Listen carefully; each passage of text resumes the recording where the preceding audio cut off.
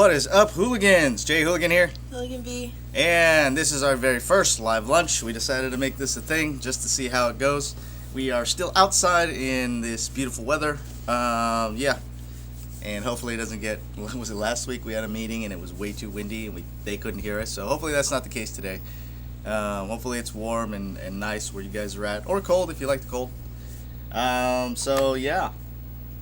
I hope you all, again, are having a great lunch. What do I do with my articles? And today, we wanted to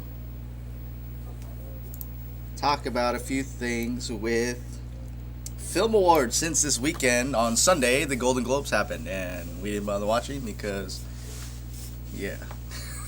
Film awards. I always forget when they come around. Yeah, well, not only that, like, we usually get the news afterwards, and, Film awards, I don't know. It's just, like, I get it, trying to get it out there, but most of the films that are in there and shows, because Golden Globes does television and movies, most of them in there are things everybody's already talking about, and people already know about. So, yeah, it's okay. Let's put it this way. It reminds me of. There was a local film festival that had reached out to us saying, "Oh, we wanted to add in your." You're bringing it up. Yeah. Huh? You're bringing it up. Already? I said it was. It reminded us of a local film festival that went down, and this film festival had been around for what was like 7 years, 10 years, or something. At the time. Yeah, at the time, and this was already a couple of years ago, and we're like, "Oh, never heard of it." No, it was, what was this, 2016? 5 years ago. Jeez, okay, yeah, it was in 5 years. And so this guy, they reach out to us. And it was for my senior project, because I had just finished my senior project called Catch Me. And they reached out and it was like, okay, cool. They needed more films, is what they said in the email. Like, all right, so we paid their it was a very little fee, like $10, $15 or something like that. And so we paid their fee, and we go sit in this film festival. Well, no, we got an email saying that our film was it nominated? Or was it No, they didn't say it was nominated, because they were like, oh, get it screened at their film festival, because they were looking for more films. No, so we got selected. We had gotten an email saying that it was gonna win an award, and it didn't, right? No, that didn't happen. No, not for that one. No. For Catch Me? Yeah, not for that one. That's Are not you sure? Because I'm pretty sure that's what happened. Yeah, because I was just excited to get screened at a film festival, a local film festival that had been around for a while. And, that thing, what had happened was, we sat there. It was 5 to 6 hours long, because and that was when we first realized it was 5 to 6 hours long. We sat through all the films. Didn't show my film, our film, because you produced that one. Did not show it, so we were like, what the heck? And the films that they did show were, for the most part, what's a nice way of putting it? Trash. It's like, sorry. No. That's not a nice word. That wasn't a nice. They were. Word. It's just this experimental. No, they weren't. They were not experimental. They were bad. Let's just put it out there. They were bad. They were not on the level that some filmmakers are at. There we go. A lot of filmmakers are at. Oh, I mean, like, so I'm talking. Mean. Yeah, I'm just being straightforward though. You can call me mean. I don't care. It was literally like problems with sound, problems with story, or having no story. It's like they're trying to make. Wasn't one of them like a 2-hour movie? Or like a couple of 2 them. hours? There were a couple of them that were features that they had on there, and it was the one that was interesting. The one that was only interesting. One. There was only one. I don't remember it very well. I just remember one was interesting. Yeah, and only then it was one. Like by the end. No, okay, but it was the best film in that entire festival because, well, they didn't show our film, but it was a feature film, but it was interesting. It was interesting, but I don't remember the story being. Yeah, I don't. That's how much. How interesting it was. We didn't remember any of it, but again, that film, which we thought, that one is going to win best film of this film festival because every other film in here was terrible. And like I said, all the other films, horrible sound, horrible cinematography, like overblown shots, overblown shots, bad framing, horrible dialogue, horrible plot. Like there's nothing redeeming about it. It was like people went out with their like camcorders, not even their cell phones to go film this, like their camcorders at the time, and just didn't adjust anything. Inconsistent editing, like it was terrible. It was so bad. It was so bad. Everything that could go wrong went wrong. Yeah, and then they put it in a film festival. This film festival that had been around for almost a decade. So we went, we watched, and we're like, oh, we figured that film, because it was the out of all the ones that they showed, was the best one done, would win Best Picture. Nope. It did not. It did not win Best Picture. It did not win Best Director. Wasn't the one that did win the Best Picture? Wasn't it like wasn't he friends with the guy running the show? Yep. And that is when we open our eyes up to film festivals. That's why it's like, oh, I get it. Granted, again, it wasn't a big national one. That was the first time we entered into a film festival because they reached out to us. It was local. It was great. Like, fine, fantastic. Let's enter in a film of ours into a local film festival. And we wasted our money. And here's the kicker, all right? And this is why I got a problem with film festivals and film awards and stuff like that. Because it is the same mentality that even on the lowest level of this unknown thing. By the way, it was in a library. They rented out a library to do their film festival. Not even a whole library. Not even a whole library, just a section of it, which was like a conference type room. It was an auditorium. Yeah, thank you. It wasn't a conference. It was an auditorium. Right? They rented that out. So at least they had a space for it, but it was literally shown up on a wall, projected onto a wall. So they didn't even have a screen for it. But yeah, it was absolutely terrible. And again, this is where I got the problem, because it runs along the same exact mentality all the way up to the big name celebrities, right? So we had sat there for 6 hours. My wife and my kid decided to drop by. They came like halfway through, and 5 years ago, so they were 5 years old. They came. They came and they sat with us, and kids getting hungry, hadn't eaten yet, wasn't sure how long we were going to be. They decided to stay. All right, got to get my kid fed. So we get up to leave right after they announced. We were curious, like, hey, who's going to be the Best Picture? We wanted to make sure that was the guy. Nope, they didn't get it. All right, we get up to leave, and we're relatively in the back. So all the people that have made films, and we're all buddy, we're all up front with the hosts, and not a well-hosted film festival either. All right, we get up to go leave, and the host of the whole damn film festival says to us, "Hey, why don't you guys stay and praise these filmmakers?" And that's the type of mentality it's been. But this is one of my best moments, like top 10 in my life, was like, hey, why don't you stay and praise these filmmakers? And I just flat out went, no, and then turned and left. Because what are you going to say to that? Don't tell me how to live my life, dude. Don't tell me what I need to do, or that I need to do anything of that. You can go, yourself elsewhere. But that is the type of mentality that we see with a lot of the film festivals, including the Emmys, the Golden Globes, the Oscars. All of them are exactly the same thing. All right?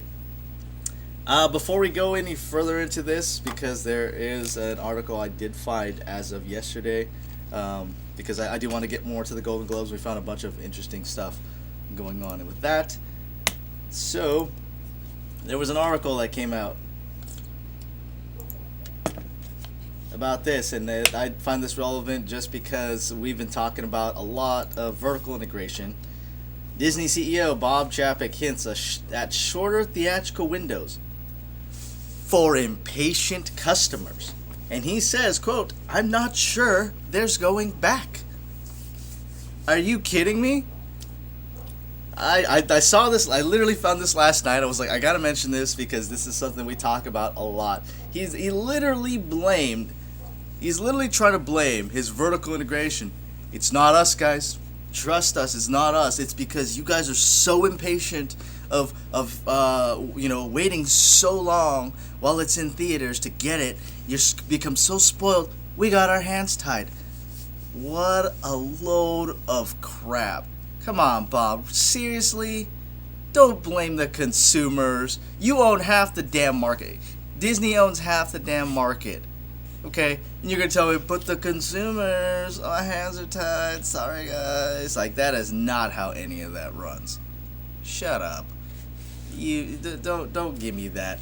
You're literally trying to put it out there. Again, guys, this is what we call optics, what we put out there. And, of course, there in this article and from Deadline, it does mention, like, it was very cryptic. Here it is. Though he didn't offer any specifics. I wonder why. Let's keep it short and sweet and blame the consumers. Look, guys, we're getting so much pressure. I stole this iPad because there's a lot of people who wanted me to. Yeah, I got so much flack from so many customers and all this pressure from the customers telling me, yeah, where's the new iPad? Oh, I guess we got to put it out there. I got so much pressure from all these filmmakers, or no filmmakers, sorry, audience members tell me, why can't I just get it on Disney Plus, please? Dude, seriously? If anybody's eating this up and believing that, get out of your hovel. Get out there, come out in the sunshine, be outside, and just, it's so bad. That was, I couldn't believe that. I mean, I can believe it because that's all this vertical integration, which is essentially monopolizing the industry.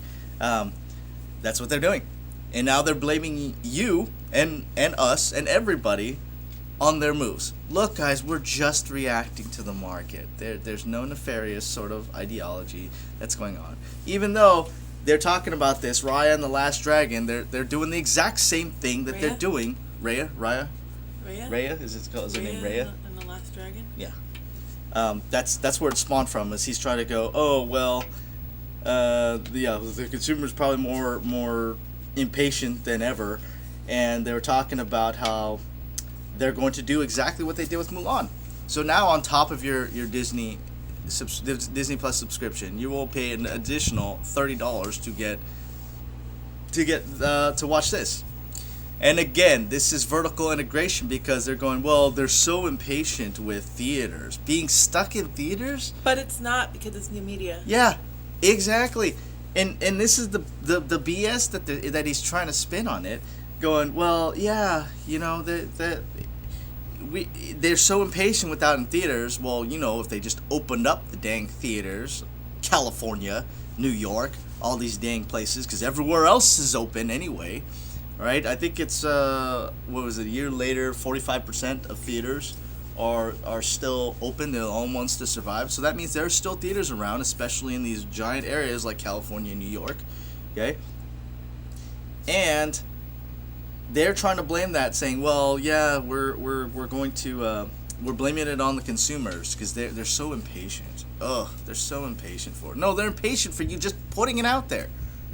Okay, don't try to project that onto and push the narrative as if it's going to be based off of consumers putting pressure on you. No, dude. And then go, but it's not the theaters. Again, why this is vertical integration? Because they're running straight to their own platform. They said, screw theaters, screw third parties. They're already not doing physical media. They're 4K DVDs and Blu-rays. They're no longer doing those, 4K Blu-rays. And they're no longer doing physical media, so nobody else can get their dang money. You pay Disney. That's it. You go straight to Disney. That's literally vertical integration. All right? And they are now trying to shut out theaters. This is literally modern day block booking. All right, man, it's done with my rant on that thing because, man, they are pushing hard on it, and I just can't believe that. Again, I can't believe it, but I can believe it. It's like, why are you doing this? It's just so ridiculous, dude. What are your thoughts on that? It's just funny. How it's one way for big studios, but another for indie filmmakers. What do you mean? That I'm pretty sure, like, as soon as like Netflix did the whole Roma thing, they were so quick to call them out. on it, you know. Oh yeah. But if anybody called out the studios on something that they were doing, they're just kind of like, no, it's because they're consumers, you know. Yeah, I get it, and this is kind of like a good segue into what our next topics are going to be, because Netflix, the Golden Globes, if you guys didn't know, Netflix had the most wins by network compared to any other network, and that was more for sorry guys, I'm still setting up this thing again. Curious This is on how much Netflix has put out over the year versus the other studios. Well, Apple TV is still relatively new. I think Apple TV won like one award, is what it was. Yeah, and again, like, we didn't watch it because that's just it's film festivals, man. It's like one big circle jerk between themselves, and yeah. Anyways, we'll dive into this. Hold on one sec. I thought there was an independent section. No, that was for Oscars. Oscars have that. Okay. They don't have that for. I was gonna say, like, because I thought Green Book was independent. But yeah, that but was you're Oscars thinking too. you're thinking Oscars. All right, so let's move on right into this thing. Which one is it? Netflix? Yeah. Oh, that just. By the way, look how so we're getting into this topic today: film awards and Hollywood wokeness. If you don't know, like, if you're not woke, you're not a part of that system, and they will shut you out. And it is completely ridiculous, because that is blatant discrimination. You know, who cares if you're great at your art? I just heard this on, I forget who we were listening to, and they were talking about separating the artist from the art. And I'm like, yeah, that's exactly what we've been talking about, separating the artist from the art, right? The artist, who they are in real life, can be completely terrible, but people equate their art as equal, the appreciation and execution of their art equals the artist. It's like, no, those are two separate things. They are not mutually exclusive. The actors and celebrities all in film can do fantastic, and they do fantastic things. And you can still appreciate the actors and celebrities doing what they do. But that doesn't mean that they're not terrible people in real life. And some of them are. That's just a fact of life, you know. So, again, if you don't know, let's go through this first. I just wanted to put this down here. Wins by series. The Crown won 4 awards. Queen's Gambit, which I like. Honestly, I've never watched The Crown. Queen's Gambit I thought was really good. Schitt's Creek won 2. Queen's Gambit won 2. I Know This Much Is True won 1, and Ted Lasso won 1. This is wins by series, not necessarily for the movies. And then wins by network. Netflix had 6 wins. Pop TV 2, Apple TV Plus 1, and HBO won 1. So there is a whole list on the Golden Globes Awards, so you can see exactly who won what On their website. Golden Globes Awards website. They'll tell you who the nominees were and then who actually won. And this is the things, guys, like film awards. Again, we are going to get into it. I mean, All right. they're great, you know, for your film, because it really brings up that notoriety, and like for audiences, members who are looking for something, they can see, oh, you know, this film won an award. I'm interested in watching this, right? Yep. So they're basically attention grabbers, is what their awards are for. Just like you use name talent to grab audience attention, right? Yep. So you do that. I feel like awards are more for filmmakers, but they can also go for audience as well. Mm-hmm. You know. It's honestly less. It's almost like going, look, audience members, this is behind the scenes of how we really operate. Which, by the way, I was mentioning on this article, Deadline, look at them being woke AF. Overcompensation for everything that is going on with the Golden Globes, and now it's only just from Judas and the Black Messiah. Even though this is about the Golden Globes, what? How's it they're being woke? All the advertising on the side.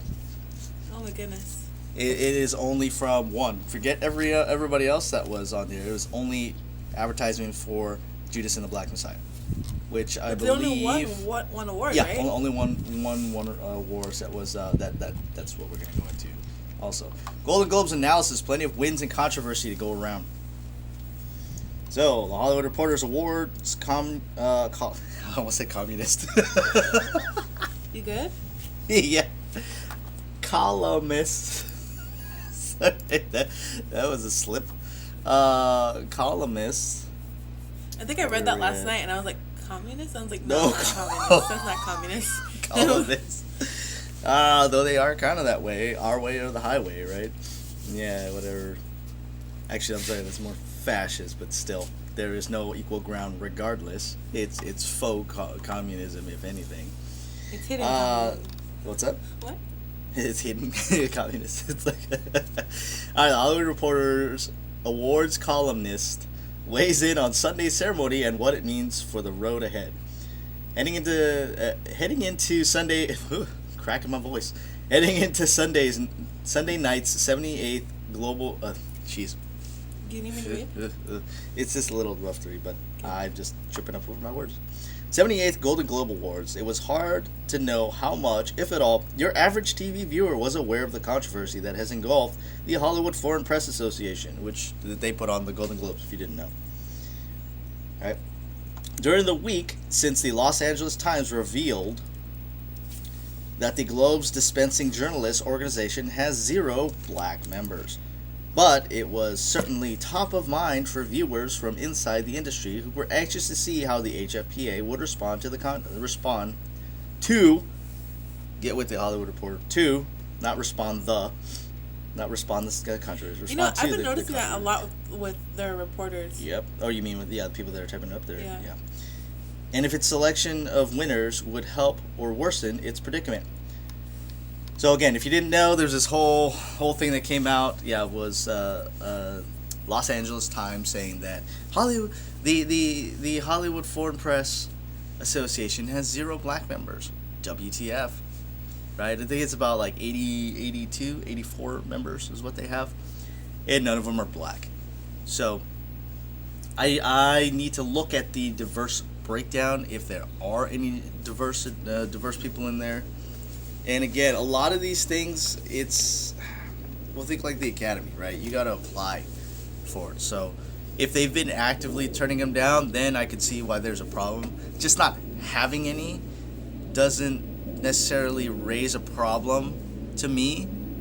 But putting that out there made it a woke issue out there for people to kind of latch onto. And again, this is part of the problem of what's going on with this whole woke type culture and mentality, where people now say, well, look, there's a problem. There are no black people in there. It's like, well, I don't know what their membership entails.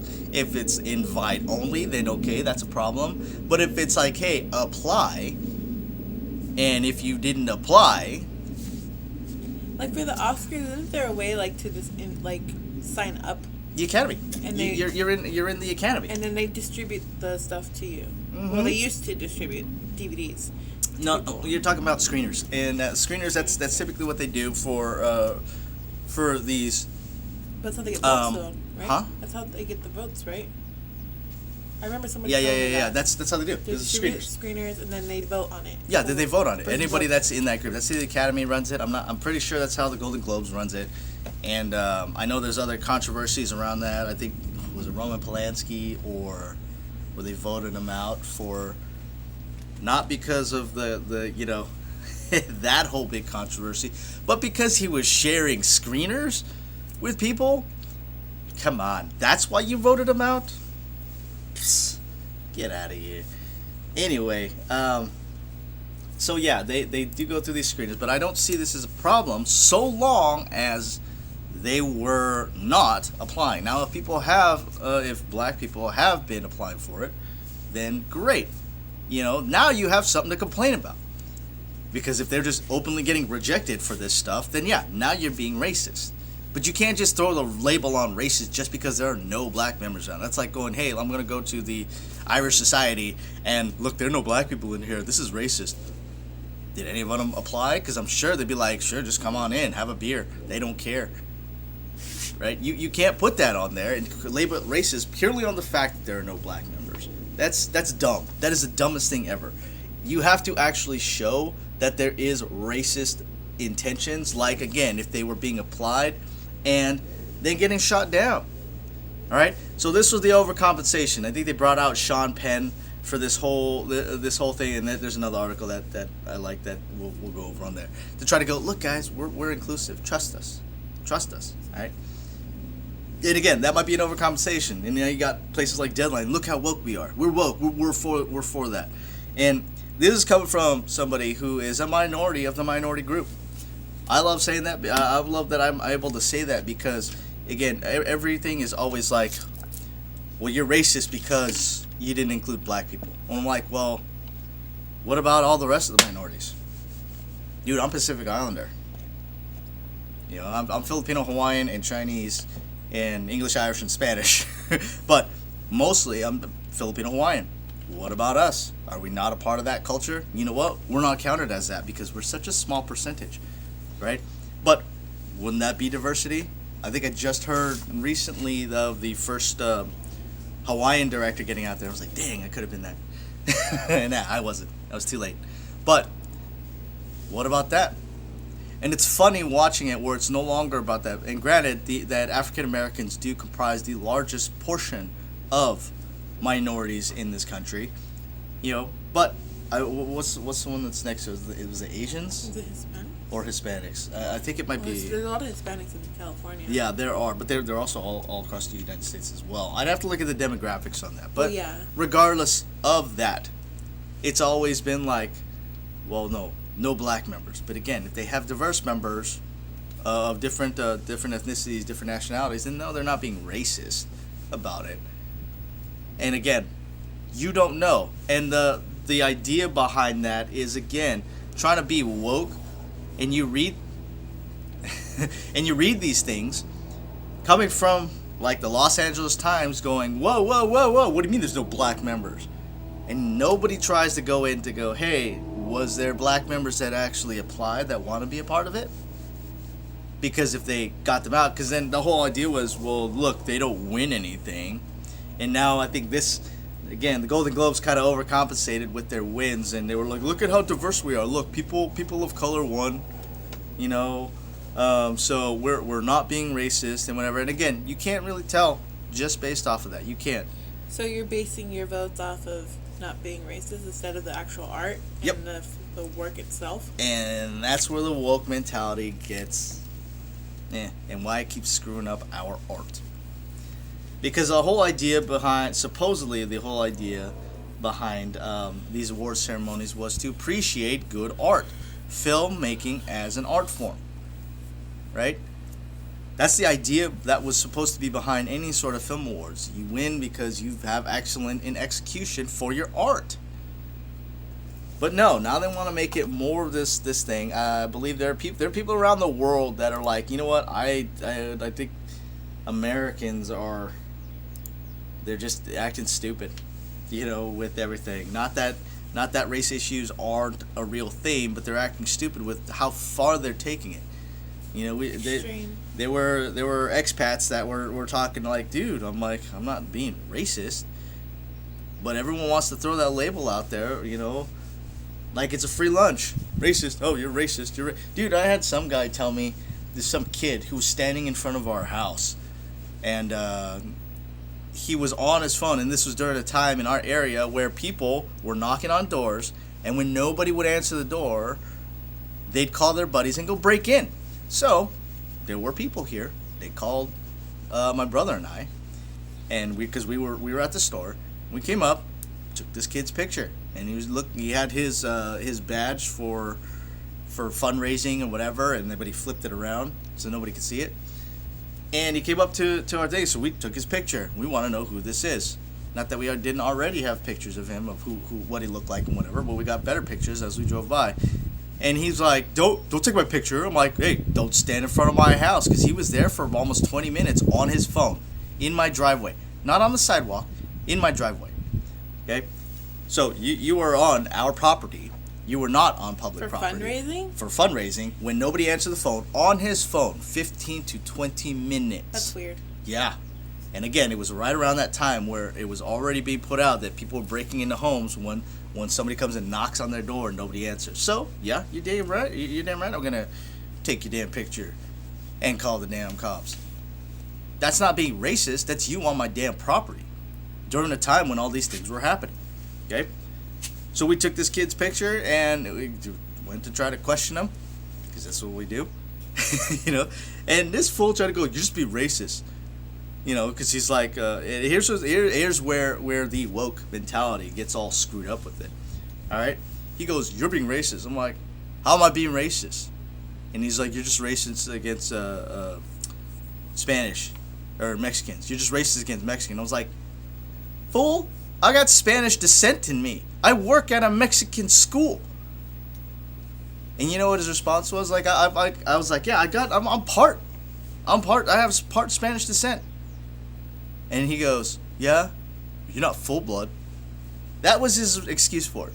My brown, I was gonna swear, I'm trying to keep it clean.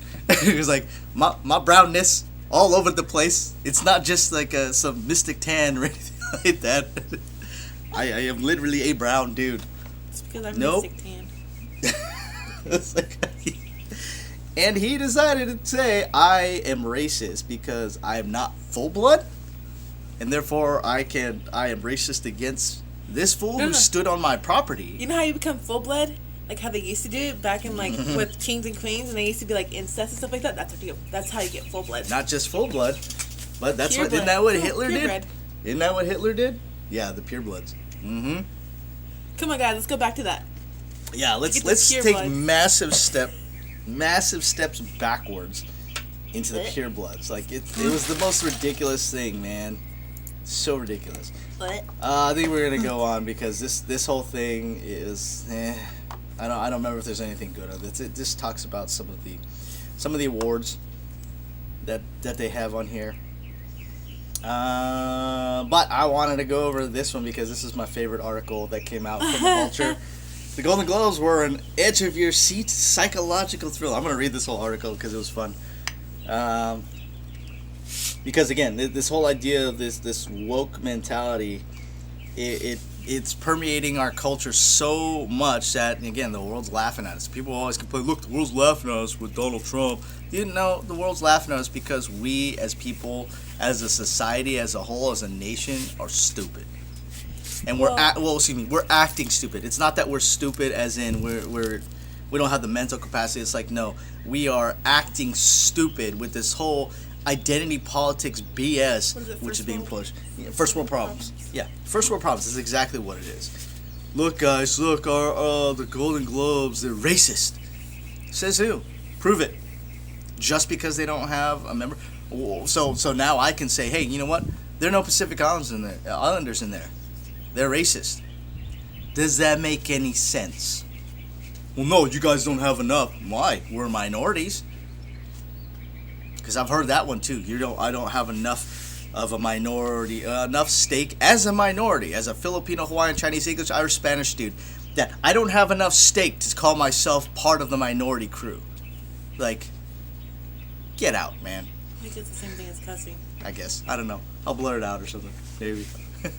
But that's the thing. We're live. I've literally had people tell me that. I'm like, are you kidding me? You know, there was this whole clip with from Arsenio Hall, which I praised him for this whole clip when he had his show, where some guy tried to go, why don't you have, you know, LGB, because at the time it was LGBT people on here, like gay people on your show, and he flat out said, look, like, who are you? And called that dude out. Why? Because I don't talk about their personal issues, their personal preferences, or their personal choices. Get out of here, man. And he said something in there, and he says, I am the biggest minority in the minority world. It's something along those lines, where it's essentially saying he's the biggest minority that you'll ever come across. And that's a fact because, again, African Americans comprise a majority of the minority group. Okay? But as such, as majority of the minority group, it also does the same thing of how, and I've seen it, and it's not all, but I've seen it because I am a minority of that minority group, where I get treated the same way that they complain about getting treated by the whites. And to me, that's not such. To me, I don't think there's such thing as reverse racism. It's just flat out racism. And that's the thing. It's like, well, you don't know because you're not a part of it. I'm like, dude, you're literally sitting here 6-1 on me, telling me I don't get it, when you're literally doing the exact same thing that you're complaining about to other minorities because I'm not part of your crew. Guess what? That's the whole the disparaging thoughts of how racism with all that stuff going. Well, whites are saying you're not part of our group. Who's this? You guys are doing the same thing. And again, it's not all of them, but I've come across more situations than I'd like to count out loud of people literally treating me that way because I'm not a part of that. Oh, dog, you just don't get it. You're not a part of it. I'm like, says who, man? Says who? It's so ridiculous. It's funny that people want to talk about the racism in the U.S., but not the racism everywhere else and in different countries. Yep. Come on, in Mexico they do that too. Well, I kind of go back to this whole weird, like the 1619 project, where they're trying to talk about how our ancestors were slave owners and how this is terrible and we got to tear down all the monuments and all the statues and whatever, and yet not one. And I haven't heard a single person, not a single person. They're all up in rise against slave owners of this country. Guess what? Newsflash. Everybody's ancestors were murderers, were rapists, were slave owners, were part of that slave trade, for one. Okay? For two, I haven't heard a single damn one of them, not one, create an uprising for New York. Now, I've got nothing against New York, because why? That's just a naming structure. It's an entire state. Do you know where the name New York came from? The Duke of York, James II, who profited, didn't just own slaves, profited off of the slave trade, meaning they went out and literally enslaved people and sold them. Where's all the outcries for that? Zero. Nowhere. Why? Because it's only what they want. Only what's authentic out there. Oh, it's too big. No. That's just history. That's just a state. That's history. Really? Y'all are trying to change history already. Yeah, and but rewrite the name of New York brings in a lot of money. Yep. Exactly. No reason why they haven't brought So it up. much more because it's part of the machine. They're not going to attack that. Why? And again, I got nothing against New York. You know why? Because history is history. Right? A lot of things have changed. And the idea of trying to go, whoa, but it's still there. Look, it's still putting out there. Look, there are people praising that. Like, yeah, how many people are praising New York? How many people of color are praising New York? Without realizing the history for it. Where's the outrage? You all want to talk about being woke? Where's the outrage for it? Nope. It's selective. Why? Because you're right. It brings in the money. And that's that BS that we're talking about, man. And it permeates throughout the film industry, most definitely, because now you've got actors and everybody, directors and producers and these companies that are trying to overcompensate being woke and essentially, like, showing the worst sides of themselves, especially through all these overcompensations. And then this is where we're going to go right into this. Read that. Yeah, go right into this article. Sorry. Again, this stuff, it irks me because, again, I'm a minority of a minority. We're minorities of minority groups, of the minority majority. For those who don't know, I'm Hispanic. Yeah. I look white. Yeah, but it's like, it's so ridiculous. I think people forget that, and that was the thing, because, you have people who are Spaniard who look white, and then you have Mexicans who look darker, and there was always this clash between them, right? This racism That's so between weird. them. And it happens still today, or they're like, oh, you're not white enough, Dude, that happened with Hawaiians. The darker skinned Hawaiians, the fishermen and the surfers and everything like that, they would get discriminated against way back in the day against the lighter skinned ones who were much more, it's so weird because they were much more into the Western culture, and when they stole the Hawaiian lands by strategically placing the Marines, it's weird because I'm Hawaiian and a former Marine, and it's like, they put it out there, and the last queen was like, I'm not going to have my people wiped out. That's stupid. I'm not going to rise up against the military power of the U.S., the Marines, just to get wiped out, and they're going to take the land anyway? So she seceded. It's everywhere. It's absolutely everywhere. But they used to discriminate against the darker skinned Hawaiians. Same Even thing. families. Even families. If you had a family member who was darker than other, darker than you, or And that was a whole other thing too. With Like the there was that whole article going, look how dark that she was. That she must be black. I'm like, no, get out, dude. Yep. See, look, I've got no problem again with any race or ethnicity. I really don't. Like it's literally the amount of melanin in your skin, and that to me it's like it's a regional thing. So what? I really don't care. What I really based everything off of, and I learned this from an early age on, is who the hell you are as a person, your character, your personality. If you're a piece of S, I almost said it. It's like you're just a horrible person. Guess what? I'm gonna judge you on your character. You committed a horrible act. I'm gonna judge you on that on your character for committing that act. Okay, that's it. That's how it's supposed to be. You know, like I said, and I've said it the last time. Like Martin Luther King Jr.'s got to be rolling over in his grave on how much we have refocused on. It doesn't matter who the damn target is. Refocused on skin color again. This is the dumbest thing, man. Talk about giant steps backwards. It's so dumb. I forget where it got. Oh, with the skin color. With that. Yeah. We were going to that. Yeah, we were going back to it. Let's go back to this. Again, this whole wokeness thing, this is why it never works. This is why you get stupid clashes like this. But, on to The Vulture. Fantastic article written by Rachel Handler on here. So, the Golden Globe for Best Television Series Drama went to The Crown this year, despite the fact that it clearly should have gone to the Golden Globes. Never have I been more profoundly anxious and disturbed while watching television than I was during Sunday night's 3-hour stretch of pure uncut lunacy put on by the Hollywood Foreign Press Association, who are famously bad at recognizing good art but apparently incredible at accidentally creating it. The Globes always flirts with chaos, usually by plying their hungry attendees with alcohol and then mocking them in front of an audience of millions. But this year, said attendees zoomed in from around the world in various combinations of couture and wrinkled pajamas during an unprecedented global health crisis. The awards ratcheted the anarchy up to 11, unintentionally producing one of the best psychological thrillers I've ever seen. The sense of sheer lawlessness began almost immediately when winner Daniel Kaluuya began giving a speech on mute as someone, producer, sucked in his breath and said, "Oh, I wish you could hear him." Presenter Laura Dern, whose long partnership with David Lynch has taught her how to thrive in the midst of the phantasmagoric, placed her glasses calmly on top of her head and said, "As you can see, we have a bad connection."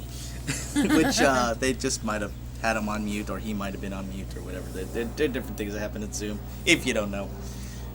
Technical difficulties. Yeah, only for Kaluuya to pop back in, looking vaguely insulted.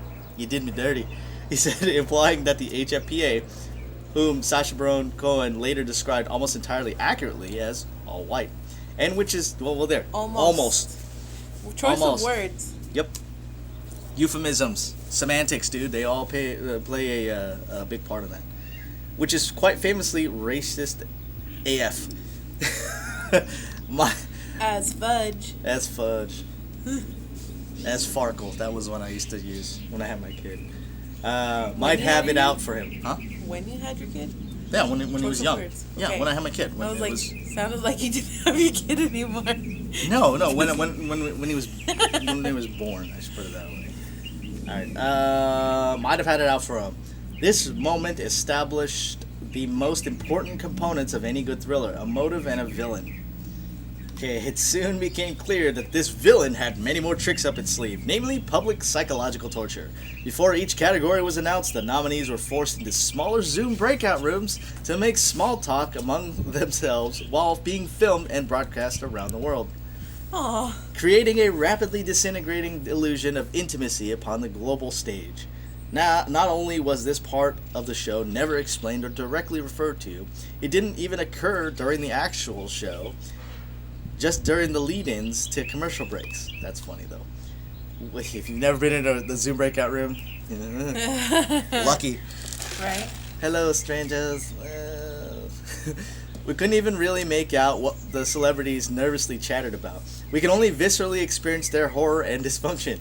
At one point, Michelle Pfeiffer made a joke in her Zoom breakout room and nobody laughed, which is the first time in her life that this happened. This has happened. And it better be the last. It's fantastic. Simultaneously, Anya Taylor-Joy bobbed her head to a beat nobody else could hear. Jason Sudeikis... I can get with that, though. Yeah. Nobody cares. Yeah, run, do your own beat. Fantastic. So Jason Sudeikis, who won the Golden Globe for being the most the most high person to reference Tolstoy, used one of his Zoom breakouts to express astonishment at the age of Norman Lear. That always gets to me. I was like, that's rude. But it's just so funny. Man. This portion of the broadcast, in my opinion, served three functions. One, to force each celebrity to experience ego death, which I think ultimately will be good and character building for them, which, as there is some merit behind that. Two, to trigger that television audiences sitting at home by reminding them that in the next 8 to 12 hours, they too would be forced into some kind of Zoom breakout room, except not with Al Pacino. And three, to subsequently destroy the very concept of celebrity itself, tearing down the already thin veneer between the famous and the non-famous, and forcing us all to confront one another on the great battlefield of the human experience. Yeah. Like I said, I really enjoyed this article for this. It's fantastic. Mark Ruffalo tried to hint at this nefarious motive during... What? These birds. I don't know. It adds atmosphere. Yeah, I guess so. Mark Ruffalo tried to hint at this nefarious motive during his speech about climate change, but instead he accidentally veered off into making a point about the tragedy of being twins. Is he a twin? I don't know. Or is he just talking about it? He might be talking about it. I don't know. Honestly, that's another one too. It's like, dude, that film awards, everyone uses it as some sort of political platform. It's like, just stop. You're talking about your art. Stop bringing politics into the art, right? If your film's about art, fantastic. But just quit using those award platforms to, like, how about you talk about the process? How about you talk about how you went through, how you know, what you went through, etc., etc. And I'll be like, big climate change. As y'all are still, you know, contributing to it with your cars and your airplanes and stuff like that. Don't give me that. Please, just STFU. If you really want and it move that on. bad, I want to see one celebrity, you know, just walk to work. Yeah. Miles away. By the way, when she shoots her. Keanu Reeves takes the bus and the subway. Keanu Reeves is a saint, though. Keanu Reeves is cool, and he actually appreciates people on much real. Why do you think you don't hear about him too much? Level. Yeah. Granted, I can appreciate him for his action, but he does have that monotone type thing, which usually puts people off. And it's like, no, I get it, but he's also been through a lot, though, too. Yeah. All right, let's move on to this. But yes, Keanu Reeves, cool dude, man. He actually gave up parts of his salary to pay crew. That's what I'm talking about, man. You know who else thinks pretty cool? Terry Crews. Yeah, he's been speaking out again. He's one of those few that have been speaking out against the woke crowd, because of the same sort of stuff, man. Same sort of stuff. It's just permeates throughout our culture and into our films. Again, if you're making a film about it, for satire or comedy or even for drama, great. But let those politics affect those characters, not the audience. Don't try to be didactic and trying to push a point. Just make your dang art. You know? Alright. Don't get me started on climate change. Read Michael Schellenberger's Apocalypse Never. As you said before. I will always reference that book because it had a lot of great information. You don't have to take everything, you know, as fact or as your own opinion, but at least it is a perspective which brings to light a lot of things that aren't talked about concerning climate change. All right, the most straight-facedly diabolical thing the Globes did, however, was force the evening's losers to stay in their respective Zoom breakout rooms for the entirety of the winners' speeches, keeping their fake teeth visible, their cheeks shaking quietly as they watched their nemesis deliver platitudinal statements about real heroism, bookended with various thankings of agents.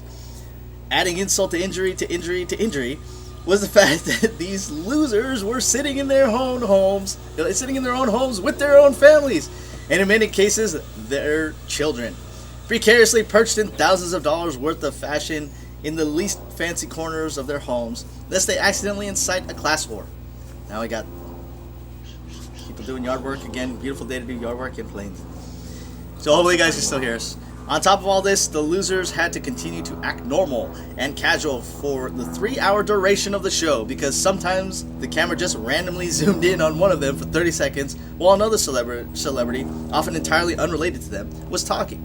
Justice for Viola Davis and her husband, who deserve a Golden Globe for looking normal for 3 hours in front of a white wall. It's fantastic. I'm telling you, a lot of this is optics, like television, right? Some people argue it's like you're telling a vision. It is. It's a narrative. It's fiction. It's not reality. Right? And as such, people try to push that limit of going, no, it is reality. Hey, guys, we are our characters. Separate the art from the artist. That is it. All right, nobody seemed to know what, if anything, was appropriate to consume or export. Should they take shots a la David Fincher, or should they not take shots like everybody else? This was likely because of lack of consistency in setting an expectation. Half of the people on screen were forced to come into Los Angeles and New York studios to stand in front of an otherwise empty stage, in front of a bunch of probably exhausted healthcare workers who should frankly have been paid $1 billion not to attend, and also given the celebrities' homes. 40% of attendees got to stay home and stare at their into their laptops. Another 10% ditched the event entirely and with no explanation. Gillian Anderson zoomed in by herself from Prague. Jeff Daniels revealed that he lives alone in a room full of doors. I've rarely been made more nervous than I was by watching Anya Taylor-Joy profusely thank Cate Blanchett, who was only present in the most figurative senses via unblinking headshot. That's funny. I lost my mouse. It's here, I swear. Alright, in the middle of the show, this is what I'm talking about. Sean Penn showed up on stage in what can only be loosely described as hair, not here, hair, to tell everyone that the HFPA wasn't completely evil because they donated money to charities. Again, optics, man. This is overcompensation? Yep, overcompensation. Like, you're overcompensating for the fact that you're being called out for something that you may or may not be a part of. So, this is much more telling, and it makes it seem like, oh, maybe they are racist. Again, you guys can make your own decisions on that, but I don't find just not having black members means they're racist. All right. I want to see much further that they've denied it. If it's like, well, look at the winners, they're all white, but like, again, they're voting on something. They're voting on their own whatchamacallit. If you look at the majority of nominees in there, they're majority white. Okay? Except for the foreign language. I'll talk about later about that stuff. The sort of foreign language category. Where did I go? Where did I leave off? Oh, as anyone who has ever seen a prestige thriller can tell you, Sean Penn was clearly a plant, and we should not trust him. Soon thereafter, Rosamund Pike, winning for I Care a Lot, thanked quote, America's broken legal system, end quote, for, quote, making this story possible, end quote. Perhaps in an attempt to divert suspicion from Sean Penn and his head. Aaron Sorkin sat in some kind of underground lair surrounded by dozens of unnamed women and Olivia Munn. Moments of hours later, several celebrities participated in the skit where they asked real doctors to diagnose their symptoms, which ended up being the names of movies. Oh, so creative. Technical difficulties abounded, adding to the sense that the whole thing could descend even further into abject pandemonium at any moment. But, like all tense and psychotic thrillers must, things wrapped up with a sense of relative catharsis and resolution. Jodie Foster kissed the scheming bisexual documentarian from The L Word, while both wore pajamas and held a big dog. Chadwick Boseman won posthumously and deservedly for one of the great performances of his career. Which I thought that was kind of cool, that he actually won that. Minari won, and Chloe Zhao became the second woman to ever win Best Director, a fact that seems insane to celebrate. But let me remind you that we live in hell. I believe she's also the second Asian director to ever win that, also as well, which people don't like to bring her up. They don't like to talk about. Why? Why not? Why? Because being a woman as a minority majority is much more important. That's why you don't hear about it. But yeah, she is only the second Asian director to be not just be nominated, but to win. I wonder if it's because there hasn't been an uproar on the Asian community like there has in the African American community. Yeah. That's true. Yeah, optics, right? Who's the most outspoken? But again, like I said, dude, we get treated a lot of the same way that people complain about, and it is literally a projection off of that sort of insecurity. That's what projection is. It's based off of insecurities, personal insecurities. But when they're open about it and they don't actually deal with that to get better, to make things better, and just stick with that, why? Because it's a staple, and that big chip on their shoulder is what drives them. And I get that, a lot of people use chips on their shoulders to drive them. That's great. But then when that becomes your only personality, what happens when that chip gets, just wiped away or deconstructed to a point of going, is this even right? Oh, in the grand scheme of things? But yeah, nobody's talking about it. They only talk about, look, she's only the second woman to win the award, but not the second Asian to win Best Director. Alright, near the end of the evening, Jane Fonda gently steered the ship away. Sorry if you can't hear me. Jane Fonda gently steered the ship away from the iceberg by talking about all of the shows that the HFPA cruelly rebuffed, reacquainting them with their own general malevolence. Before she left the stage, Jane also reminded us of Tommy Toon's birthday, a non sequitur that is perhaps so random it is meaningful. Perhaps Jane wanted us to know that she sees Tommy Toon's birth 82 years ago on a cold night in Wichita Falls, Texas, as the one grounding factor that should hold us all together right now. The thing that unites us in the face of darkness, adversity, and Golden Globes induced entropy. Great article. I want to say that they did mention something on here in the Hollywood Reporter about her winning. I think that's why I still had it up. Oh, here we go. It was in Hollywood Reporter. Bam. Additionally, Chloe Zhao, a female Chinese filmmaker, won Best Director, becoming only the second person of Asian descent after Ong Lee. Ang Lee? Does he go by Ang or Ong? I call it Ong, but that's right. And second female after Barbra Streisand to take home the prize at her film Nomadland. Won Best Picture Drama, making it the first female-directed winner of either of the Globes' two Best Picture categories. I know we're coming up on the end of this because our hour's almost up, but man, Hollywood wokeness. If you guys can come back later, if you're watching this now or not, this is kind of what we're talking about. See, everybody's talking about, look, there's no black people in there. Yeah, what about Asians? What about Pacific Islanders? What about every other ethnicity and race that's out there? Why does it have to be about race? Why? You realize that 70% of Americans are actually almost 70%. Excuse me. I don't think and that might have changed due to the census.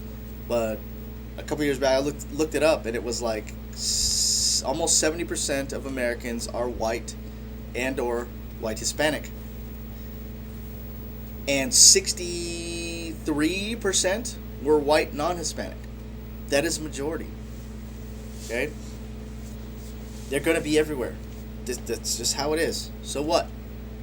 It doesn't mean we have to harp on that. It doesn't mean we have to stay on that. But man, there are other minorities out there as well. And the ones you only hear about really are what? Black and women. That's it. Who mentioned that? Somebody mentioned that in Atlanta, that the film industry is booming. I think, I know who mentioned it. I'm not going to call them out. But they said, like, oh, well, unless you're black and or a woman, you won't make it out there. Because that's all who they were hiring. That's that whole wokeness, We talked about this in one of our other live ones, where all the jobs, even not just from big studios, but from the smaller local ones, even the individual filmmakers that were out there in LA, were all openly discriminating against anybody who was not LGBTQ or a woman, or or African American. When I would apply to things, I would see that. It was everywhere. And we're talking about like from the The only thing to top that off for you to get a job is if you knew the person. Yep. That's the only Either way. you were related or you had a special relationship with them. Yep. But all that, man, I mean, that really comes down to why I feel. Wind. Oh yeah, there's the wind. I know that's affecting the mic. Yeah, we'll get better gear on it. Sorry, just enjoying the breeze.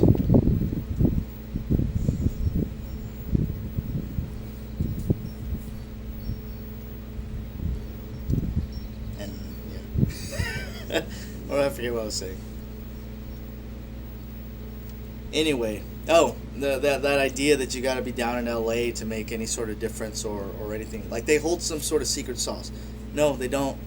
You know what the secret sauce that they own is? Money. That's it. That is it. They don't own anything else. Like they don't have any other secret sauce. Right? People can argue like the whole celebrity complex. With it, I believe LA itself is 60 to 70% Latino. Yeah. Where is all of it? And again, you can argue, and it's a fact, that most of the Hollywood elites are white elitists. That is a plain and simple fact. We're Jewish. That's the thing. It's like, that's real, man. So whenever I see things like this, where the Golden Globes or any award ceremony, one is like pandering to some race or one sex or something like that to try to overcompensate. I'm like, man, this is why I don't watch you guys' stuff. This is honestly, more and more people are waking up to this, and why they're not watching. I forget what the all-time low it was. It was a different article. I don't know. But it's an all-time low. It's almost 50%, down 50% of viewership from last year. Right? And what are people doing? They're in their homes. Oh, that was another thing with that Bob Chapek article, the Deadline article. They have just acquired a new service called Star, which is international, and it's essentially, again, they're taking over television now internationally. I'm telling you, man, they are vertically integrating like crazy, and it is blatant. It's out in the open. They're talking about it. They're proud about it, and now Mr. Chapek out there wants to blame you, the consumer, for, look, you made us into a monopoly. We're just reacting to the consumer market. Bull. Like I said, oh yeah, how so? How so are you getting so much pressure on them? It's just the numbers. Yeah?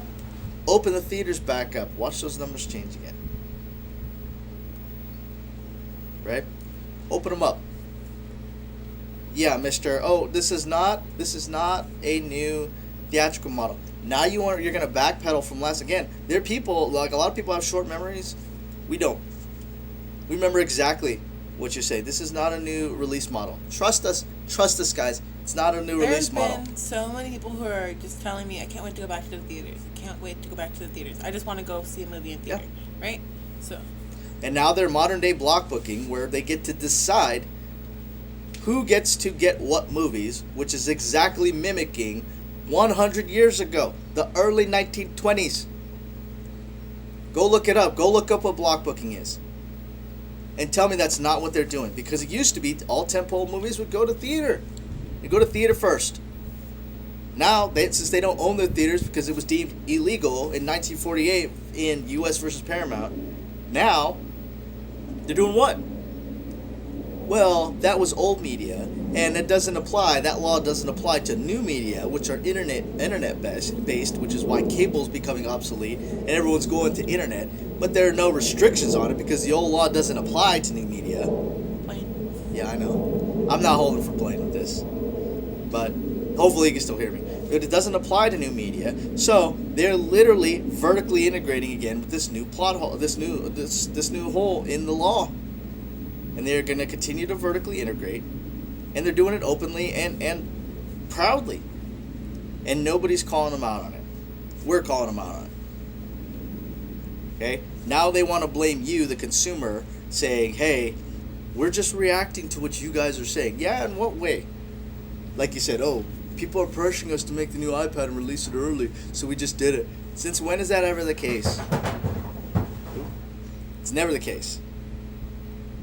Right? They own half the market. They literally own half the market. And it's ridiculous. They want to say, but we're just bending to consumers. You know, they're blaming consumers on it, just so they can continue to make these choices and these moves to vertically integrate. That's not right. Now they're doing, again, modern day block booking, where they will only send the films that they want. Warner Brothers said, forget it. They're not doing any exclusive theatrical release. Now they're doing same day release. They're doing HBO Max and theaters. So again, that is literally we choose. The big elites, the big, technically you go up, there are about 4 or 5, only 4 or 5 companies that own it all. They've already decided on those upper echelons. For the lower echelons, nope. We're gonna repeat history from 100 years ago. Start pushing theaters out even further. They want theaters gone. Just think about that. What would you do if you were a big elite studio and you wanted theaters gone so only you get paid the money? What would you do? What would you say publicly? Because it sure sounds like what Bob Chapek was saying. It sure sounds almost exactly like that. And that is exactly what's going on. Again, we've been tracking this whole vertical integration thing for a couple of years now. And through the stream wars, how they're utilizing it, how they're utilizing optics like that. Again, remember last year, Mulan. Hey guys, this whole thing with paying an additional $30 to see the movie on Disney Plus, like a theatrical release. It's not a theatrical release. It's still on their own platform. So who is it paying? You're no longer paying the theaters for anything. A third party. You're just paying us on top of the subscription price that you're already paying. But it's not a new release format that we're going to use. Well, didn't they end up just releasing it anyways? No. They did exactly this. This is not, hey, trust us. We're just testing the market because the success that Trolls World Tour had. Don't trust us. We're not using this as a new release model. And 2 months later, they backtracked and going, yeah, this is how it's going to be, guys. 2 months, they decided what? Oh, there's so much pressure and success. There's so much pressure from the consumers for us to get it out there. Wrong. Optics. It's as if people can lie. As if people can manipulate the narrative. And that's exactly what they're doing. And that's what they've been doing. And now again, not even a year later, well, we're going to do it again. And with the release of Raya and the Last Dragon, or Raya, if you want the I don't know how they're pronouncing it. I call it Raya. Just, I don't know. Just like I say, Ong Lee is like, I don't like how, well, you talk about The Last Airbender, I don't like him called Aang. It just sounds so incorrect. it's Ong to me. Anyway, but that's what they're doing. They're gonna tack on a $30. You will pay $30 to watch this on Disney Plus on top of your subscription if you're paying for one. And now their projections are, well, we have 100 million subscribers, and then by next year they project 200 million subscribers. Well, that also means they includes their whole, I believe, the Star acquisition, that international. Again, I'm gonna call it international TV because that's what they're doing. Again, they're trying to push out television and cable by implementing television and cable and switching it over from that, because it's considered old media, into new media being transferred onto the internet. And that's exactly how they're circumventing all these laws. Again, you could thank Netflix for that, but at the time they didn't know what they were doing. They didn't know that they were circumventing that law because there were no laws against new media. Ugh. Those are our final thoughts, though. I think the whole idea of film awards and Hollywood wokeness, like, dude, it permeates so far out there that it even to me it extends all the way through to the higher echelons to even vertical integration. I wanted to pull it back to that just because, again, we've talked a lot about this, and this literally came out yesterday. You know, on top of all the Golden Globe stuff, and to me that was almost like a everything going on with the Golden Globes could have also been a distraction for that. You know, that's one thing I've always prided myself in, is while everyone's looking left, I'm going to look right. When everyone turns right, I'm looking left. I'm always looking for what I'm missing or what everybody else is missing. Why? Because if everyone's looking in one direction, all the attention's over there. It's what happens behind the scenes elsewhere is what's a big concern. That literally came out, was it yesterday? Let me check the date on it.